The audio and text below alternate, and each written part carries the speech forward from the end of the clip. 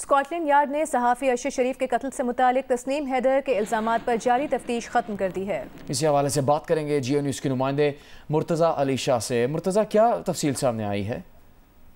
Scotland yard ने जियो news को तस्दीक की है कि उन्होंने PML बरतानिया के एक्टिविस्ट तस्नीम हैदर के जो इल्ज़ामात उन्होंने तकरीबन 1.5 साल पहले लगाए थे, जिसमें उन्होंने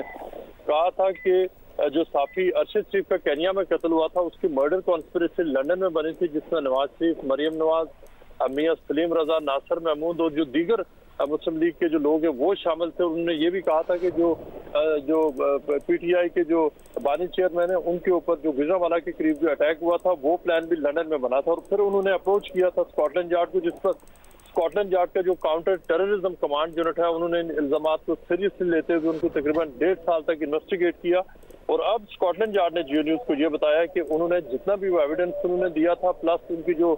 विटनेस स्टेटमेंट्स थी, उनके सोलिसिटर की स्टेटमेंट्स थी, उनको सामने रख के इन्वेस्टिगेट किया। लेकिन उनको फिर उन्होंने डिसाइड ये किया है कि उन इल्जामात को वो आगे लेकर नहीं जाएंगे और वो फाइल क्लोज कर रहे हैं। पुलिस का ये कहना है कि उन्होंने जो भी इल्जामात लगाए थे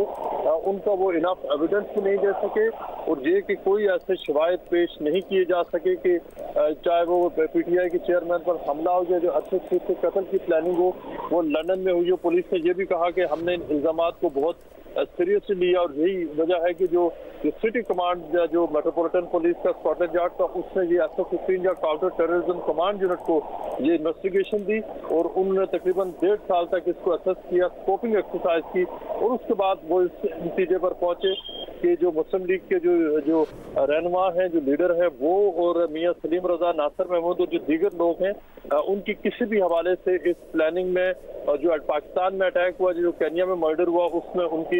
इन्वॉल्वमेंट नहीं थी। तस्नीम हैदर से जब हमने रब्ता किया तो उन्होंने कहा कि पुलिस उनको बता चुकी है कि वो इस इन्वेस्टिगेशन को बंद कर रहे हैं, आगे नहीं ले जाएंगे। लेकिन उन्होंने कहा कि वो अपने इल्जामात पर अब भी कायम है।